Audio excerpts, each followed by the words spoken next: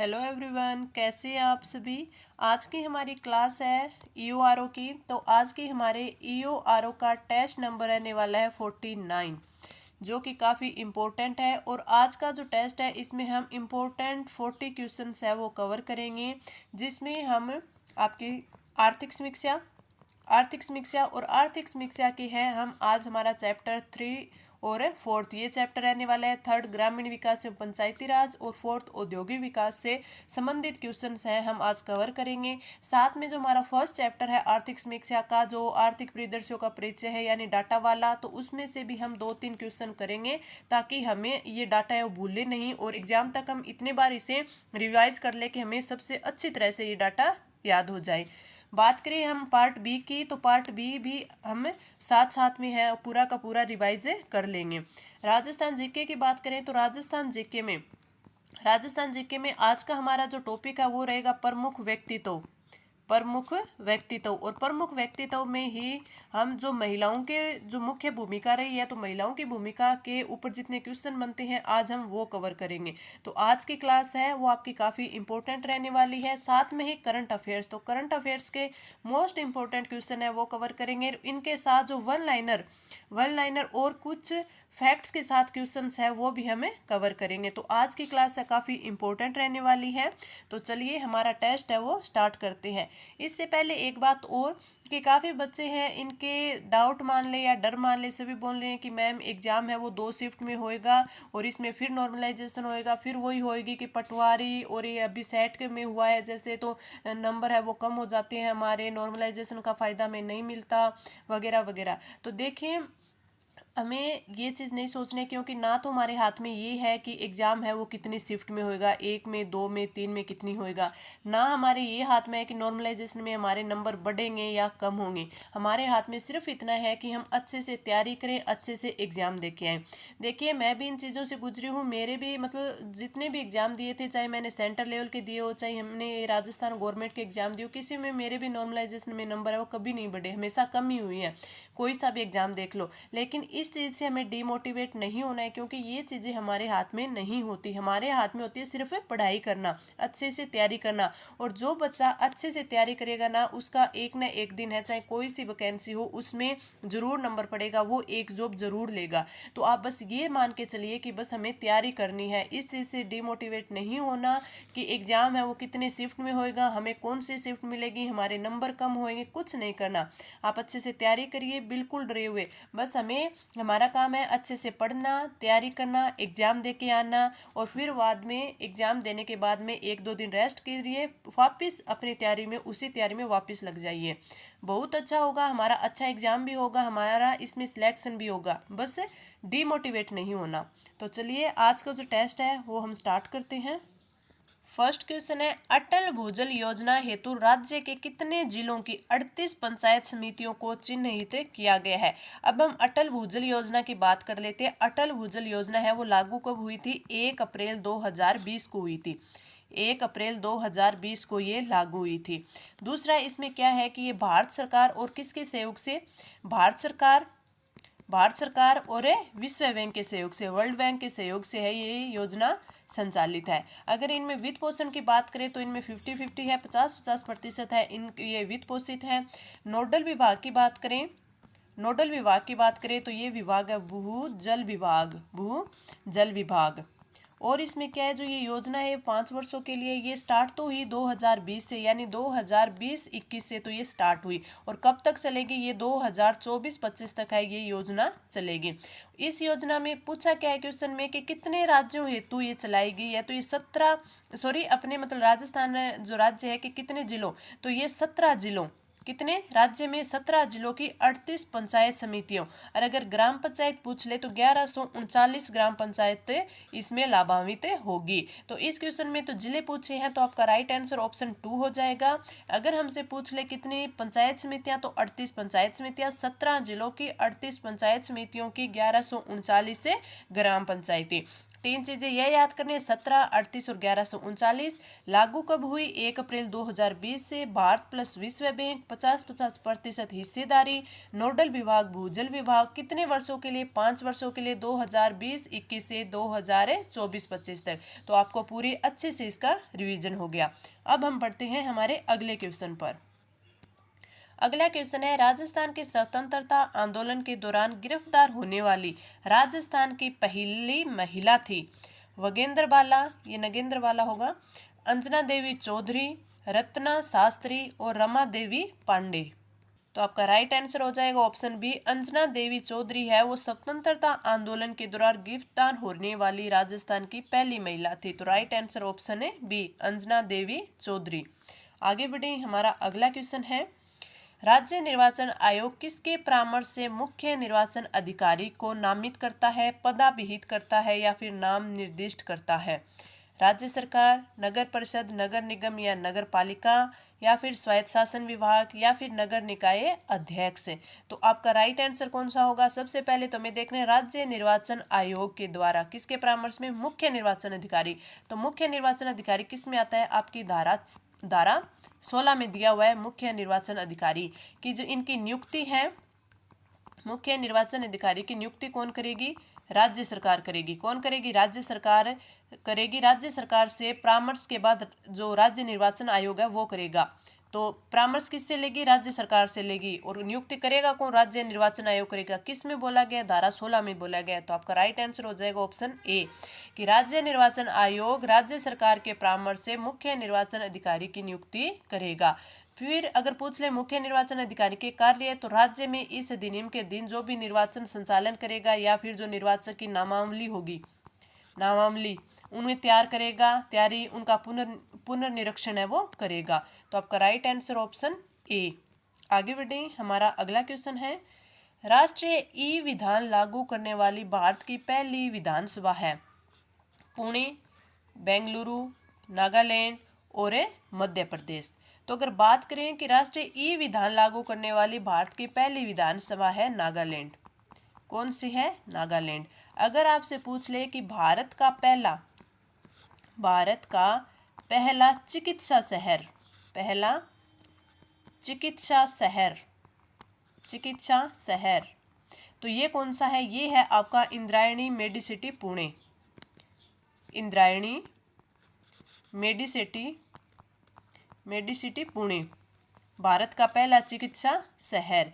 दूसरा अगर आपसे पूछ ले, अगर बेंगलुरु के बाद में हम देखें तो देश के पहले एआरटी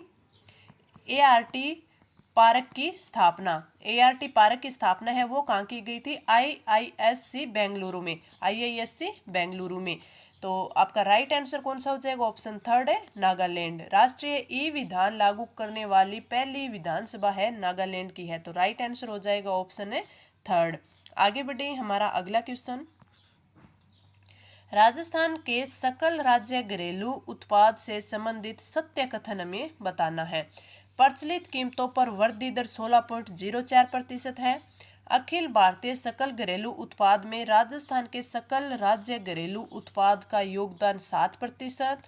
राजस्थान की आर्थिक वृद्धि दर अखिल भारतीय वृद्धि दर से कम है। स्थिर कीमतों पर जो वृद्धि दर है वो 8.32% है। अब ये चीज़ें हमें तभी याद होगी जब जो ये डाटा है हमें याद होगा कि प्रचलित कीमतों पर वृद्धि कितनी हुई, प्रचलित कीमतों पर जीडीपी है वो है कितनी, अखिल भारतीय यानी हमारे भारत की जीडीपी कितनी है, राजस्थान की कितनी है, तभी हम इनका जो है वो कर पाएंगे। सबसे पहले हम अगर राजस्थान की जीएसडीपी की बात करें, राजस्थान की जीएसडीपी की बात करें तो अगर प्रचलित कीमत पर बात करें तो कितनी है? 14.14 लाख करोड़ है। अगर हम स्थिर कीमत की बात करें तो स्थिर कीमत पर कितनी है? 7.99 लाख करोड़ है।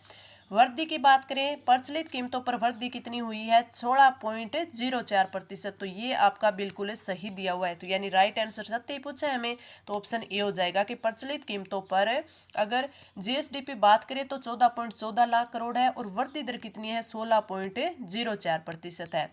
अगर स्थिर कीमत पर वृद्धि दर की बात करें तो स्थिर कीमत पर अपनी जीएसडीपी है कितनी? 7.99 लाख करोड़ है और इसकी वृद्धि दर कितनी है? 8.19% है। है, यानी जो ऑप्शन 4 दिया गया वो 8.32 ना होकर 8.19% हो गया। दो चीजें याद हो गई। तीसरा कि भारतीय सकल घरेलू उत्पाद में राजस्थान के सकल राज्य घरेलू उत्पाद का योगदान है वो 5% है। कितना? 5% है, ना कि 7%। तो ये आपका गलत हो गया। अगला देखें कि राजस्थान की आर्थिक वृद्धि दर अखिल भारतीय वृद्धि दर से कम है। नहीं, ये क्या है? ज्यादा है।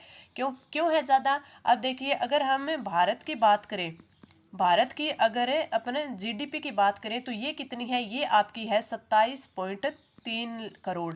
27.3 करोड़ प्रचलित कीमतों पर है। अगर वैसे देखें इसकी स्थिर कीमतों पर तो ये है 15.76 करोड़। ठीक है। और भारत अपने राजस्थान की कितनी है? 14.14 और 7.99। अगर वृद्धि दर की बात करें कि जो भारत की प्रचलित कीमतों पर वृद्धि दर कितनी है? प्रचलित कीमतों पर भारत की है 5.18%। 5.18%।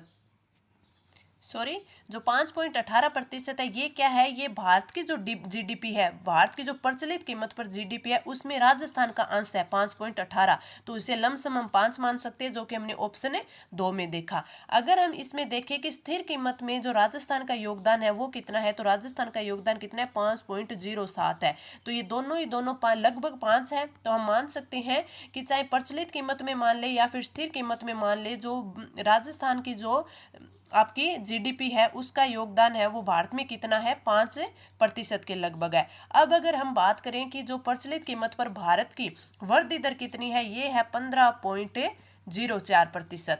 और राजस्थान की कितनी है? 16.04%, यानी राजस्थान की ज्यादा है। अगर हम स्थिर कीमत पर भारत की बात करें तो कितनी है? 7% है। और अगर हम इसकी बात करें कि स्थिर कीमत पर राजस्थान की कितनी है? 8.19% है। यानी दोनों में ही राजस्थान की जो आर्थिक वृद्धि दर है वो ज्यादा है। तो ये कम वाली गलत दी हुई, यहाँ पर आना चाहिए था अधिक। यहाँ पर आना चाहिए था अधिक। तो हमने जो राजस्थान का सकल राज्य घरेलू उत्पाद है उसे एक बार फिर रिवाइज कर लिया है। इसमें आपको इतने डाटा याद रखने हैं कि प्रचलित कीमत पर जो राजस्थान की जीएसडीपी है वो कितनी है? 14.14 करोड़। स्थिर कीमत पर 7.99 करोड़ लाख करोड़। और अगर वृद्धि दर पूछ ले तो प्रचलित कीमतों पर 16.04%, स्थिर कीमतों पर 8.32%। और आपको ये देखना है कि भारत की जो जीडीपी है उसमें राजस्थान का योगदान है वो लगभग 5% है। तो इस क्वेश्चन का राइट आंसर आपका ऑप्शन फर्स्ट हो जाएगा। आगे बढ़े, हमारा अगला क्वेश्चन। ये मैं बार बार हर मतलब आपके टेस्ट में इससे क्वेश्चन लेके आ रही हूँ कि इससे देखना आप 2 से 3 क्वेश्चन बनेंगे और ये लैंग्वेज में बनेंगे। तो जब आपको डाटा याद होंगे तभी आपकी ये लैंग्वेज से क्वेश्चन आप सही कर पाओगे। इसीलिए मैं आपके जो प्रैक्टिस है वो करवा रही हूँ, डाटा भी याद करवा रही हूँ, साथ में जो क्वेश्चन है वो लैंग्वेज में लेके आ रही हूँ, ताकि आप उस लैंग्वेज को समझे। आपका जो क्वेश्चन है वो आपको करने का पता चले कि हाँ इस लैंग्वेज में आएगा तो हम ऐसे ये क्वेश्चन कर पाएंगे।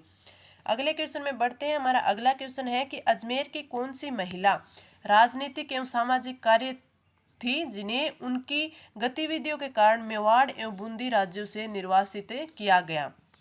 अजमेर की थी, लेकिन उनके राजनीतिक एवं सामाजिक कार्यों के लिए उन्हें जो मेवाड़ एवं बूंदी राज्यों से निर्वासित किया गया था। कोकिला देवी, शकुंतला देवी त्रिवेदी, अंजना देवी चौधरी और सत्यवर्ती शर्मा। तो आपका राइट आंसर हो जाएगा ऑप्शन सी, अंजना देवी चौधरी थी, उन्हें मेवाड़ एवं बूंदी राज्यों से निर्वासित किया गया था। तो राइट आंसर हो जाएगा ऑप्शन सी। आगे बढ़े, हमारा अगला क्वेश्चन है कि राजस्थान नगरपालिका अधिनियम 2009 की किस धारा के तहत राज्य निर्वाचन आयोग द्वारा मुख्य निर्वाचन अधिकारी पदाभिहित किया जाता है? पदाभिहित यानी कि उसकी नियुक्ति की जाती है। तो इसमें धारा 14, 15, 16 और 12। तो राइट आंसर हो जाएगा ऑप्शन थर्ड। धारा 16 के तहत है वो आपके राज्य जो मुख्य निर्वाचन अधिकारी होती है उसकी नियुक्ति होती है धारा 16 के। तो राइट आंसर हो जाएगा ऑप्शन थर्ड। आगे बढ़े, हमारा अगला क्वेश्चन है भारत की पहली कार्बन न्यूट्रल पंचायत बनी है, कौन सी बनी है? पल्ली पंचायत, कलोल पंचायत, इंद्रायणी पंचायत, इनमें से कोई नहीं। तो आपका राइट आंसर कौन सा हो जाएगा कि भारत की पहली कार्बन न्यूट्रल पंचायत? तो राइट आंसर हो जाएगा ऑप्शन 1 पल्ली पंचायत, जो कि सांबा जिला जम्मू कश्मीर में पड़ती है। सांबा जिला जम्मू कश्मीर, सांबा जिला जम्मू कश्मीर। और इंद्रायणी हमने अभी पढ़ा था, इंद्रायणी मेडिसिटी, ये क्या है, पुणे के अंदर पड़ती है और क्या है, भारत का पहला चिकित्सा शहर है। अगर हम बात करें कल्लोल पंचायत, तो ये क्या है, ये कल्लोल है। कल्लोल ये कहाँ है, गुजरात में है। कहाँ है, गुजरात में है। और विश्व का पहला नैनो यूरिया तरल संयंत्र है।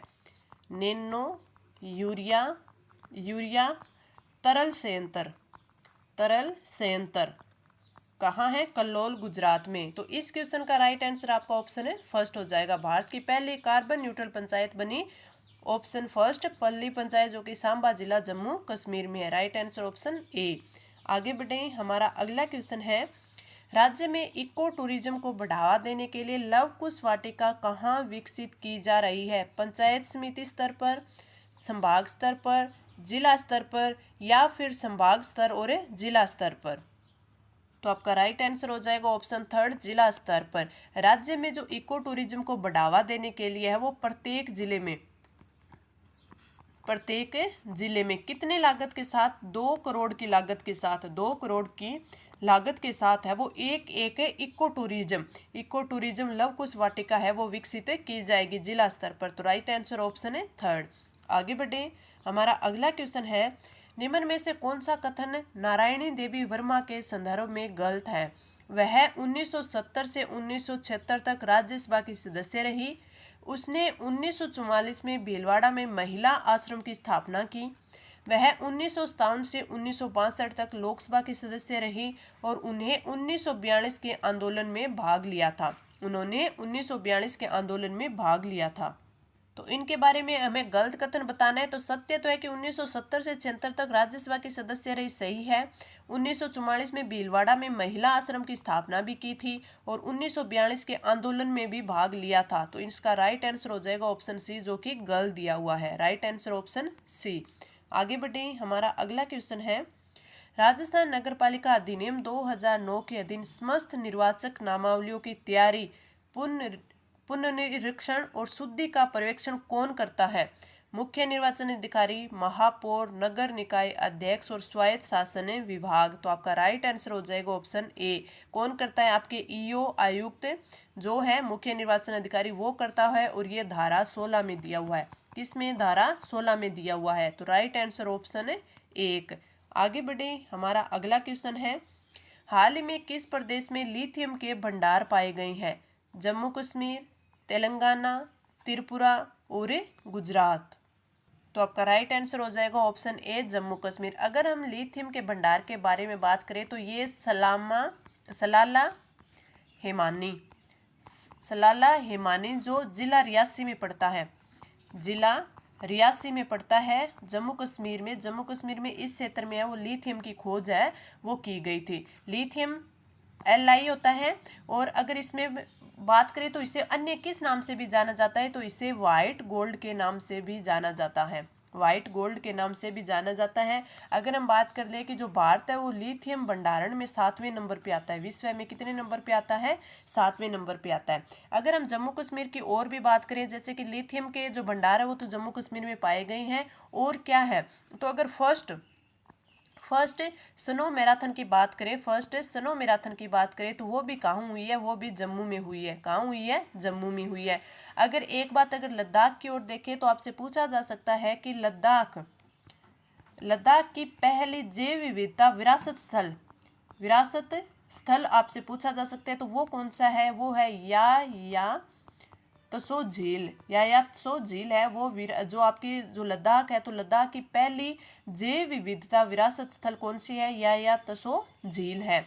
तो आपको 3 क्वेश्चन याद रखने हैं कि किस हाल ही में कहाँ पर लिथियम के भंडार मिले हैं, जम्मू कश्मीर के सलाला हेमानी रियासी जिले में।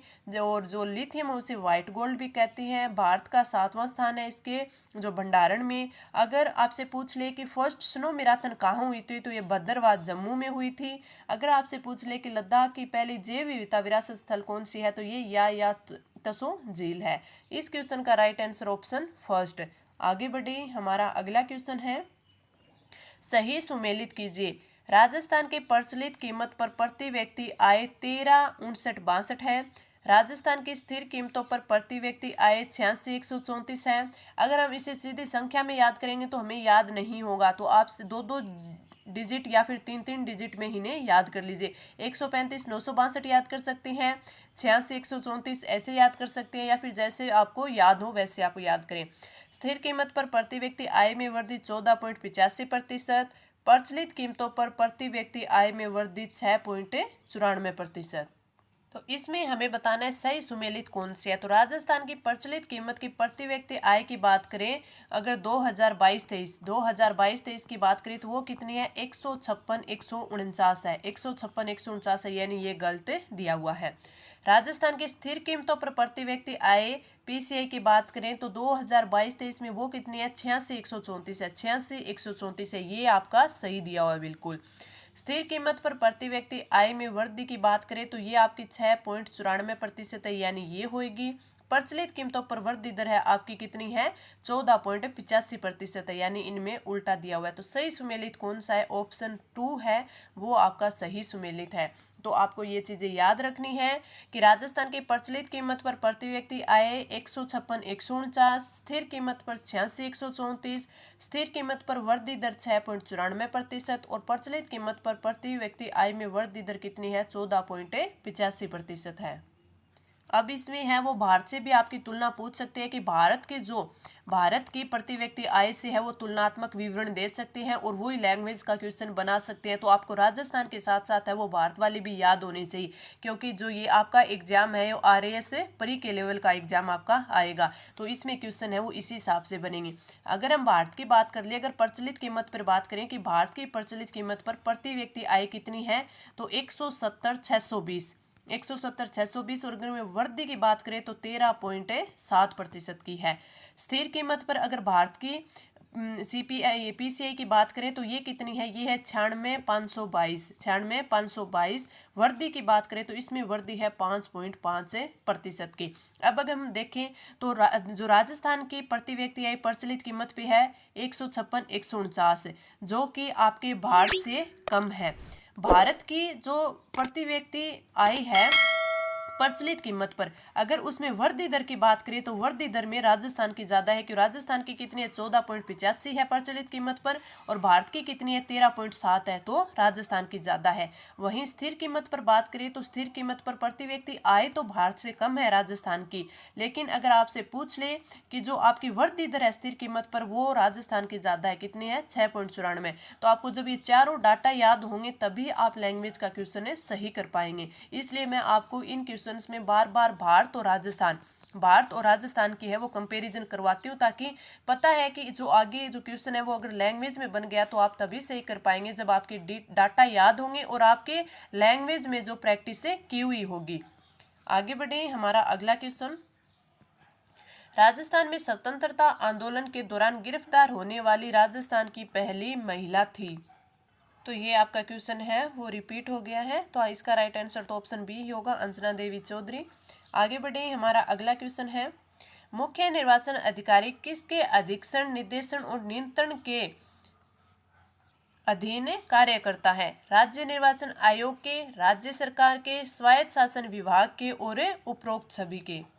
तो आपका राइट आंसर हो जाएगा ऑप्शन फर्स्ट, राज्य निर्वाचन आयोग के अधीन कार्य करता है। तो राइट आंसर ऑप्शन 1। आगे बढ़े, हमारा अगला क्वेश्चन है, दुनिया का पहला थोरियम आधारित परमाणु संयंत्र भवानी कहाँ लगाया गया है? पहला कि दुनिया का पहला है थोरियम आधारित, और नाम क्या है, भवानी, कहाँ लगाया गया है? तमिलनाडु, हरियाणा, आंध्र प्रदेश और महाराष्ट्र।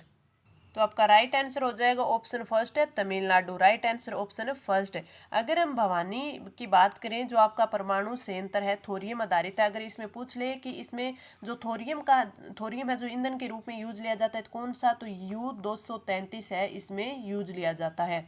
पहली बात। दूसरा, भवानी संयंत्र है ये तमिलनाडु के कल्पकम में ये संयंत्र लगाया गया है। तो आपका राइट आंसर हो जाएगा ऑप्शन फर्स्ट है, कल्पकम तमिलनाडु में भवानी संयंत्र लगाया गया है, जो कि दुनिया का पहला थोरियम आधारित है। Right answer option first. आगे बढ़े, हमारा अगला क्वेश्चन, महात्मा गांधी राष्ट्रीय ग्रामीण रोजगार गारंटी योजना यानी मनरेगा में महिला आरक्षण कितना प्रतिशत है?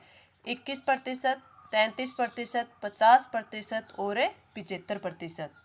अब हम जो मनरेगा योजना है इसको मतलब डिटेल से, लेकिन अब हम शॉर्ट में इसका रिवीजन करेंगे। ठीक है, इसमें हम दो प्रकार से करेंगे। एक तो जो हमारे ये राजस्थान सरकार इसमें क्या और अलग से हमें प्रावधान दे रही है, और साथ में केंद्र सरकार। अगर हम इस योजना की बात करें तो इस योजना क्या है कि संपूर्ण ग्रामीण रोजगार योजना है। कौन सी है? ग्रामीण स्वरोजगार योजना है। काम के बदले अनाज वाली भी है इसके अंदर।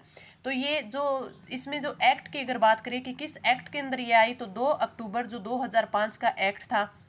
दूसरा, ये संपूर्ण अगर वित्त पोषण की बात करें तो केंद्र सरकार की है, यानी केंद्र सरकार के द्वारा है। ये शुरू कब हुई थी? 2 फरवरी 2006 से शुरू हुई थी, लेकिन जो भारत के 200 जिलों में ही शुरू हुई थी। भारत के 200 जिलों में ही शुरू हुई थी। कब? 2 फरवरी 2006 में। अगर आपसे पूछ ले संपूर्ण देश में कब शुरू हुई थी, तो संपूर्ण देश में शुरू हुई थी 1 अप्रैल 2008 में। 1 अप्रैल 2008 में। अगर आपसे पूछ ले कि ये पहले नरेगा योजना थी, बाद में इसको महात्मा गांधी राष्ट्रीय ग्रामीण रोजगार गारंटी योजना यानी मनरेगा कब किया गया, तो मनरेगा किया गया 2 अक्टूबर 2009 में किया गया था। इसमें कितने दिन का रोजगार होता है, तो 100 दिन का रोजगार होता है, और इसे अकुशल श्रमिकों को 100 दिन का रोजगार दिया जाता है। लेकिन अगर आपसे स्थिति दे दे कि सूखे की स्थिति में कितने दिन तक, सूखे की स्थिति में है ये 50 दिन अतिरिक्त दिए जाते हैं। यानी अगर सूखे की कोई स्थिति हो कहीं पर, तो वहां पे ये 150 दिन का रोजगार मिलता है, 150 दिन का। और कौन देता है? पूरा का पूरा केंद्र सरकार देती है। वहीं अगर हम राजस्थान के देखें कि राजस्थान सरकार हमें अलग से क्या देती है, तो जो बजट 2022-23 था, बजट 2022-23 था, तो उसमें राज्य सरकार ने 25 दिन एक्स्ट्रा देने के लिए बोला था। 25 दिन अतिरिक्त रोजगार है वो देगी, और इसका जो खर्च होगा कौन देगी? राजस्थान सरकार देगी। राजस्थान सरकार देगी। और जो बजट 2021-22 था, बजट 2021-22 था, उसमें राजस्थान सरकार है वहाँ उसने शहरिया, एक तो शहरिया, कथोड़ी और जो विशेष योग्यजन है उनको 200 दिन का देने के लिए शुरू किया था। तो राजस्थान के हिसाब से आपको 3 चीजें याद रखनी है। पहली कि राजस्थान सरकार है इसने बजट 2022-23 में बोला कि 25 दिन एक्स्ट्रा देंगे, अतिरिक्त रोजगार देंगे, और उसका खर्च राजस्थान सरकार देगी। 21-22 में शहरिया, कथोड़ी और विशेष योग्यजनों को 200 दिन का अधिक रोजगार के लिए बोला था। अब अगर हम बात करें कि जो हमारा क्वेश्चन है कि महात्मा गांधी राष्ट्रीय गारंटी रोजगार योजना है, इसमें महिला आरक्षण कितना प्रतिशत है, तो मैंने इसमें ये मेंशन नहीं किया कि मैंने राजस्थान में पूछा है। मैंने पूरा का पूरा जो मनरेगा योजना है उसके अंतर्गत पूछा है। तो उसके अंतर्गत अगर आपसे पूछ ले तो आपका राइट आंसर होगा ऑप्शन 2, 33%। महिलाओं को आरक्षण कितना है? 33% है। अगर आपसे पूछ ले कि मनरेगा योजना में राजस्थान में महिला आरक्षण कितना है, तो वो होगा आपका 50%। इन दोनों चीजों का आपसे अलग से ध्यान रखना है। महिला आरक्षण 33% है, अगर राजस्थान में पूछ ले तो कितना है? 50% है। तो इस क्वेश्चन का राइट आंसर कितना हो जाएगा? ऑप्शन 2 हो जाएगा। तो ये आपकी मनरेगा योजना है जिसके इंपॉर्टेंट जो की पॉइंट्स है वो मैंने आपको बता दिए। एक आध और है, जैसे कि इसमें जो पंजीकरण है वो 15 दिनों में होगा, और 15 दिनों में जॉब कार्ड है वो निःशुल्क दिया जाएगा। आवेदन के 15 दिनों के अंदर अंदर है, यानी 15 दिनों में रोजगार भी उपलब्ध करवाने की गारंटी दी जाएगी। इसमें जो गाँव में काम है वो 5 किलोमीटर के अंदर अंदर करवाया जाएगा। अगर 5 किलोमीटर से बाहर अगर काम करवाया जाता है, यानी कार्य क्षेत्र 5 किलोमीटर से बाहर है, तो जो अधिक है, अधिक दूरी पर 20% अतिरिक्त मजदूरी है वो दी जाएगी। ये क्या है? ये कार्य पाने का जो वैधानिक अधिकार सुनिश्चित करता है। साथ में इसमें अकुशल श्रमिक की जो मजदूरी है वो दी जाती है। और इसमें क्या होगा? और इसमें ये कि आपके जो राजस्थान में है वो 12 जिले की शहरिया और खेरुआ और उदयपुर की कथोड़ी जाति है, जो जनजाति है और विशेष योग्यजन है, उनको 100 दिन एक्स्ट्रा काम के साथ है पूरा 200 दिन तक है वो रोजगार उपलब्ध कराया जाएगा। तो ये थी मनरेगा योजना। इस क्वेश्चन का राइट आंसर ऑप्शन 2। अब हम बढ़ते हैं अगले क्वेश्चन पर। अगला क्वेश्चन है कि इस साइड वन्य जीव अभ्यारण्य दिए गए हैं, इस साइड जिला दिया गया है, और हमें इनका मिलान करना है। नीचे जो कूट दिया हुआ होता है वो भरना है। रामगढ़ विषधारी अभ्यारण्य कहाँ पे है? बूंदी में। जवाहर सागर कहाँ पे है? कोटा में।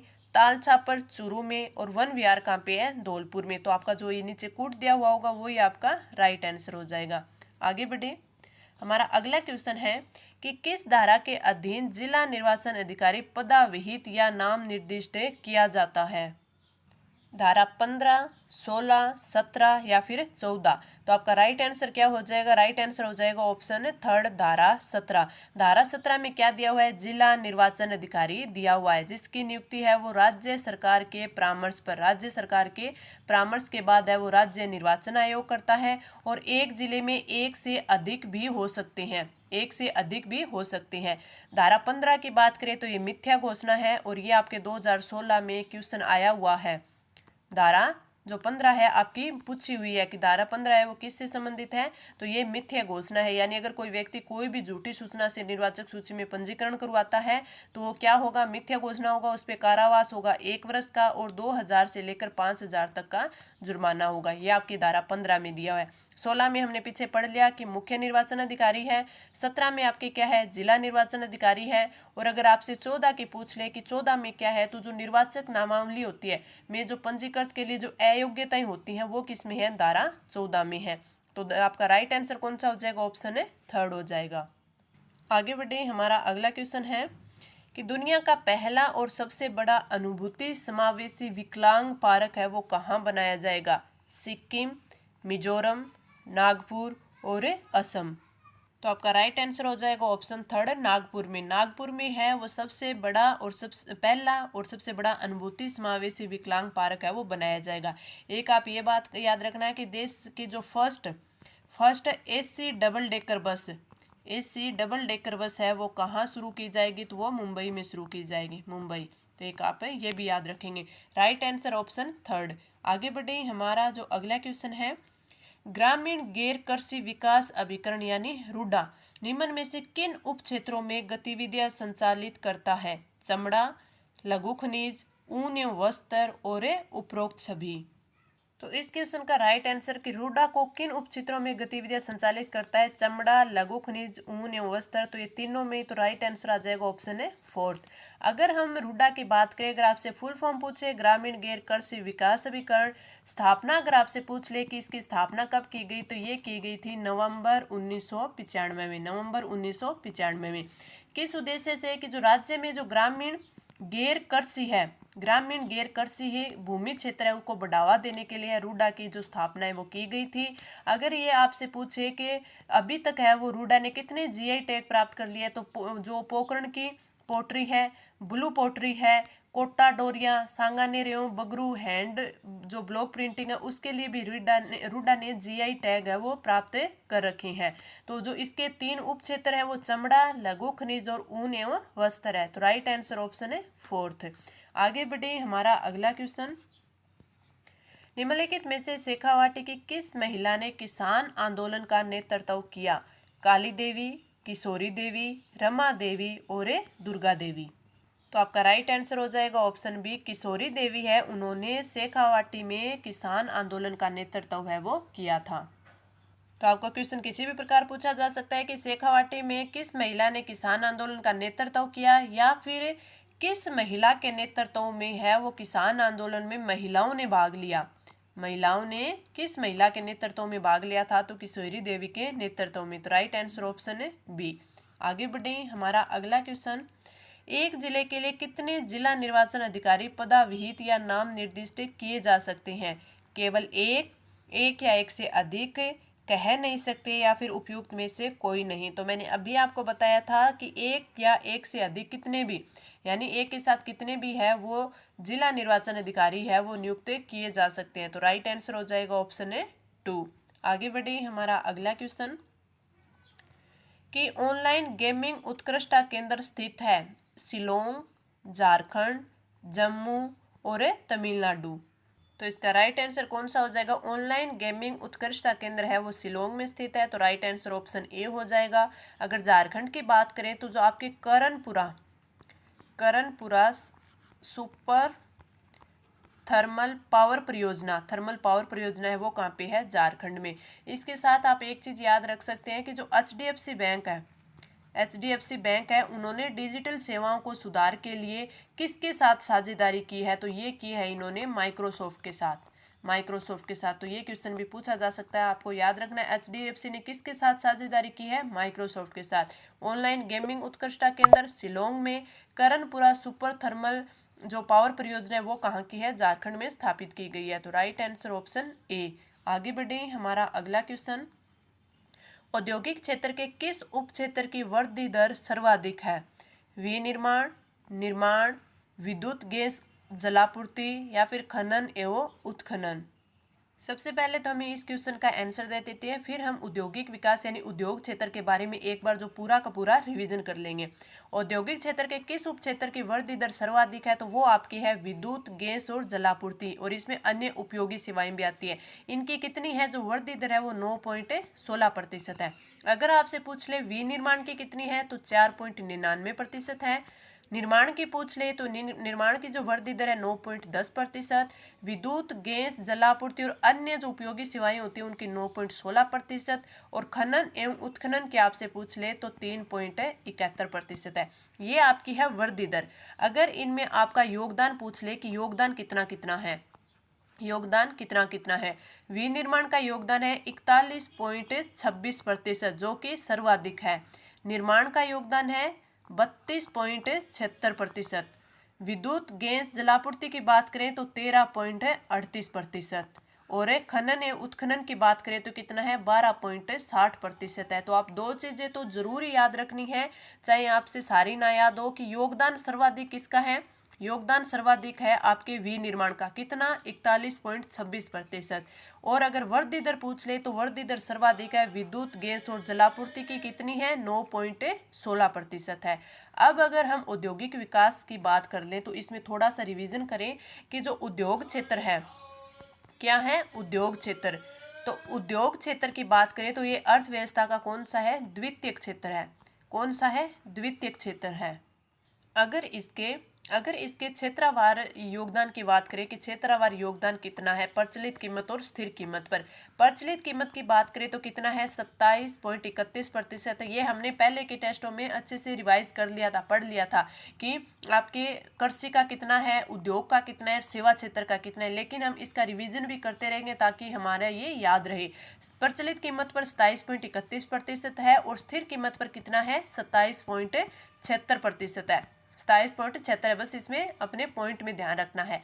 अगर स्थिर कीमत पर अगर वृद्धि दर की बात करें, स्थिर कीमत पर वृद्धि दर की बात करें तो कितनी है 6.32% है, 6.32% है। तो ये आपको चीजें याद रखनी है। तो हमने क्वेश्चन का आंसर है वो लगा ही दिया, थर्ड होगा इसका आंसर।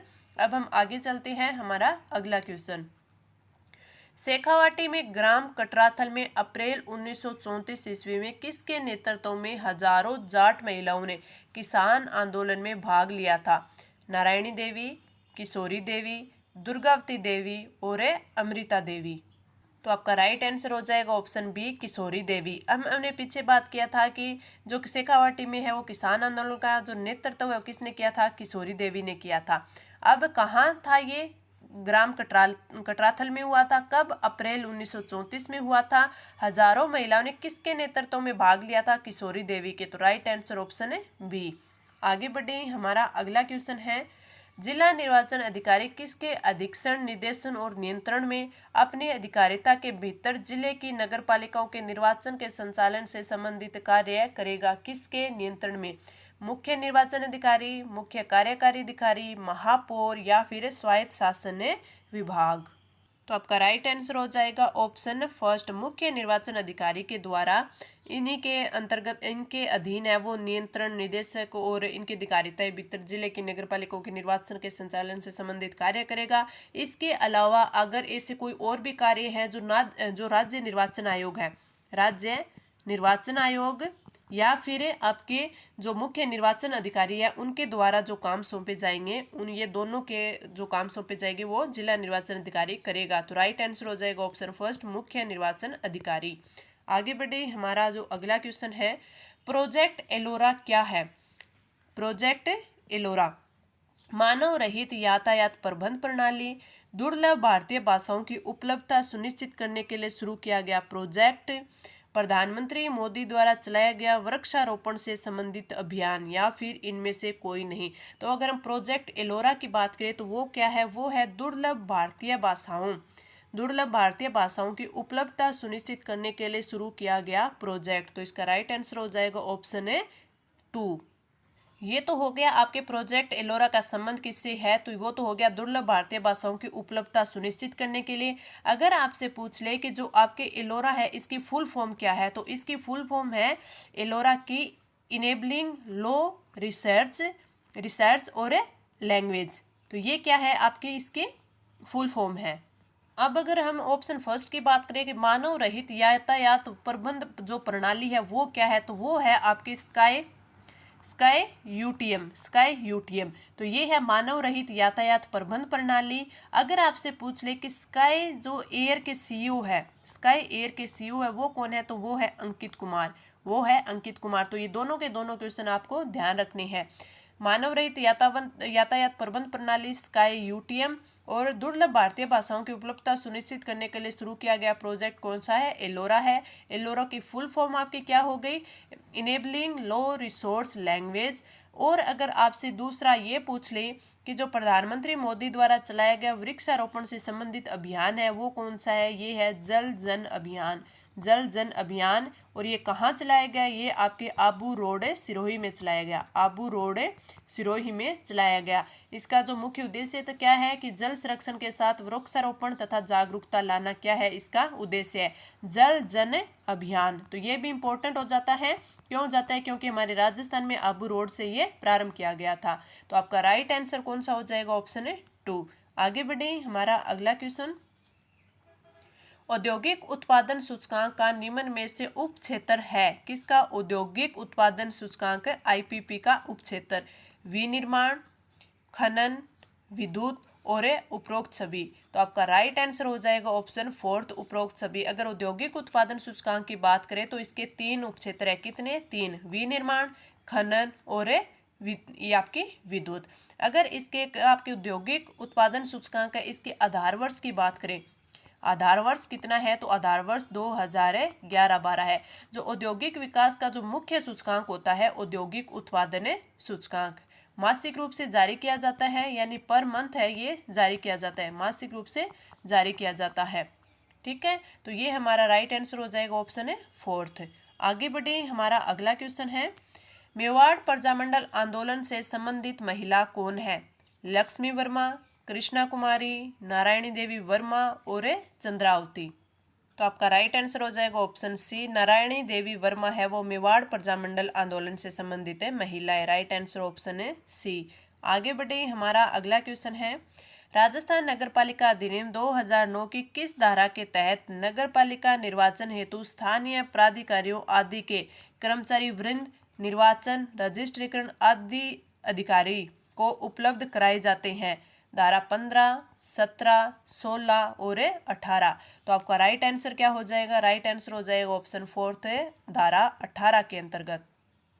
तो इस क्वेश्चन में आपसे क्या पूछा है, कुछ नहीं पूछा गया। जो धारा 18 है, धारा 18 है उसमें बोला गया है कि जो राज्य का प्रत्येक स्थानीय प्राधिकारी है, स्थानीय प्राधिकारी है वो जो ये जो कर्मचारी है वो उपलब्ध करवाएगा। तो इसमें बोला गया कि कौन उपलब्ध करवाएगा, तो स्थानीय प्राधिकारी उपलब्ध करवाएगा। किसके कहने पे करवाएगा, तो मुख्य निर्वाचन अधिकारी के कहने पर, मुख्य निर्वाचन अधिकारी है उनके कहने पर है वो उपलब्ध करवाएगा। किसको उपलब्ध करवाएगा, तो इसमें दिया हुआ है निर्वाचन रजिस्ट्रीकरण अधिकारी को है वो उपलब्ध करवाएगा। कर्मचारी वृंद यानी कर्मचारी यानी जो काम करने के लिए जो व्यक्ति होंगे उन्हें उपलब्ध करवाएगा। तो आपको इतना याद रखना है, कौन उपलब्ध करवाएगा, स्थानीय प्राधिकारी उपलब्ध करवाएगा। किसके कहने पर करवाएगा, मुख्य जो निर्वाचन अधिकारी है उनके कहने पर। किनको, जो आपके निर्वाचन रजिस्ट्रीकरण अधिकारी यानी ईआरओ है इनको उपलब्ध करवाएगा। तो आपका ये किस धारा में दिया हुआ है, धारा 18 में दिया हुआ है। तो राइट आंसर ऑप्शन है 14, ऑप्शन है फोर्थ। आगे बढ़े, हमारा अगला क्वेश्चन, विश्व भारती विश्वविद्यालय कहाँ स्थित है जो हाल ही में चर्चा में रहा था, उड़ीसा, पश्चिम बंगाल, उत्तर प्रदेश और महाराष्ट्र। तो इस क्वेश्चन का राइट आंसर तो हो जाएगा आपका ऑप्शन 2, पश्चिम बंगाल। विश्व भारती विश्वविद्यालय वो कहाँ है, पश्चिम बंगाल में है। अब अगर पूछ ले कि ये चर्चा में क्यों रहा, तो जो विश्व भारती विश्वविद्यालय है इसकी स्थापना तो 1921 में की गई थी। किसके द्वारा, रविंद्रनाथ टैगोर जी के द्वारा, रविंद्रनाथ टैगोर जी के द्वारा इनकी स्थापना की गई थी। और जो ये विश्वविद्यालय है ये यूनेस्को के द्वारा, यूनेस्को के द्वारा दुनिया का पहला लिविंग हेरिटेज यूनिवर्सिटी का दर्जा दिया गया है। तो दुनिया का पहला लिविंग हेरिटेज यूनिवर्सिटी का दर्जा है वो दर्जा दिया गया। किसे दिया गया है? भारतीय विश्वविद्यालय है उसे दिया गया है। स्थापना 1921 में हुई थी, रविंद्रनाथ टैगोर जी के द्वारा हुई थी और इस विश्वविद्यालय को यूनेस्को के द्वारा दुनिया का पहला लिविंग हेरिटेज यूनिवर्सिटी का दर्जा दिया गया है। और कहाँ पे है? पश्चिम बंगाल में। तो राइट आंसर ऑप्शन 2।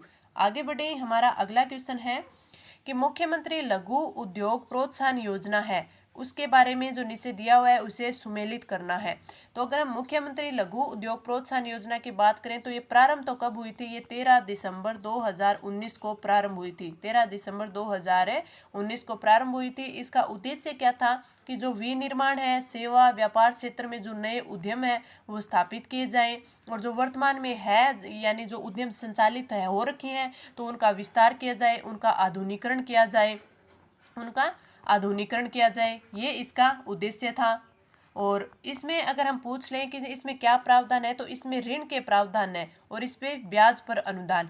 अगर बात करें कि अगर 25 लाख है, 25 लाख तक अगर है ऋण दिया जाता है तो कितना अनुदान होगा? 8% का जो है इसमें अनुदान होगा। अगर बात करें कि 5 करोड़ 25 लाख पर अनुदान होगा 8% का। अगर 5 करोड़ की बात करें तो 5 करोड़ पर जो अनुदान है वो कितना होगा? 6% होगा।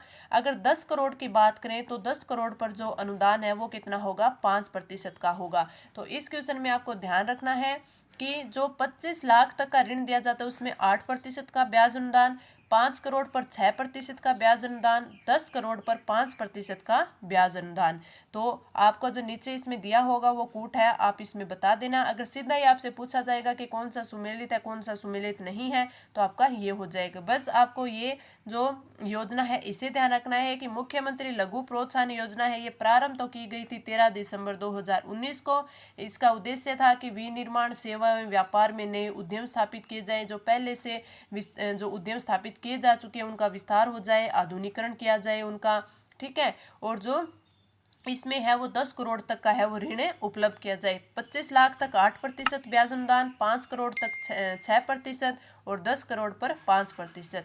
अब हम चलते हैं हमारे अगले क्वेश्चन पर। हमारा अगला क्वेश्चन है उदयपुर प्रजामंडल आंदोलन से संबंधित महिला थी। उदयपुर बोल दें या फिर मेवाड़ प्रजामंडल बोल दें, उससे जो संबंधित महिला थी वो कौन सी थी? नारायणी देवी वर्मा। तो राइट आंसर कौन सा हो जाएगा? ऑप्शन ए सी हो जाएगा। आगे बढ़े, हमारा अगला क्वेश्चन है कि स्थानीय प्राधिकारियों द्वारा नगरपालिका निर्वाचन हेतु उपलब्ध करवाए गए अधिकारी और कर्मचारी वृंद किस धारा के अंतर्गत राज्य निर्वाचन आयोग में प्रतिनियुक्ति पर माने जाएंगे? ये क्या पूछा गया? प्रतिनियुक्ति पर। तो पहले जो धारा हमारी 18 थी, धारा 18 थी, तो 18 तो में तो ये बोला गया था कि जो कर्मचारी वृंद है वो उपलब्ध करवाए जाएंगे। प्रतिनियुक्ति पर समझे जाएंगे तो वो आपका हो जाएगा राइट आंसर ऑप्शन है फर्स्ट, धारा 19। धारा 19 में क्या बोला गया है कि जो अधिकारियों और कर्मचारियों को राज्य निर्वाचन आयोग में प्रतिनियुक्ति पर समझा जाएगा। धारा 19 में जो निर्वाचन कार्य होगा उसके दौरान अगर जितने भी कर्मचारी हैं, अधिकारी हैं, वो लगे हुए होते हैं, उनको उस अवधि के लिए यानी जिस टाइम पीरियड में वो उस कार्य में लगे हुए हैं तो राज्य निर्वाचन आयोग में प्रतिनियुक्ति पर समझा जाएगा। मान क्या लीजिए आपने ज़्यादातर देखा होगा जब भी कोई चुनाव होते हैं तो उसमें सबसे ज़्यादा आप यही देखते हैं कि जो शिक्षक होते हैं वही उस चुनाव में, जो टीचर्स होते हैं वही उस चुनाव में प्रतिनियुक्ति पर होते हैं। लेकिन ये ज़रूरी नहीं है कि कौन सा विभाग हो, कोई भी विभाग हो सकता है। आपका जल विभाग, विद्युत विभाग, आपका शिक्षा विभाग, कोई भी विभाग हो सकता है जिसमें जो अधिकारी हैं उनको प्रतिनियुक्ति पर रखा जाए। लेकिन ज़्यादातर हम यही देखते हैं कि जो टीचर्स होते हैं वही इस कार्य में लगे हुए होते हैं, प्रतिनियुक्ति पर होते हैं। तो आपको याद रखना है कर्मचारी अगर उपलब्ध कराने की बात हो तो वो धारा 18 में होगी, प्रतिनियुक्ति पर बोल दिया जाए तो धारा 19 में होगी। राइट आंसर हो जाएगा ऑप्शन है फर्स्ट। आगे बढ़े, हमारा जो अगला क्वेश्चन है कि यूनेस्को के विश्व धरोहर स्थलों की सूची में सम्मिलित है, यूनेस्को की विश्व धरोहर स्थलों की अस्थायी सूची में, कौन सी अस्थायी सूची में, अस्थायी सूची में किसे सम्मिलित किया गया था?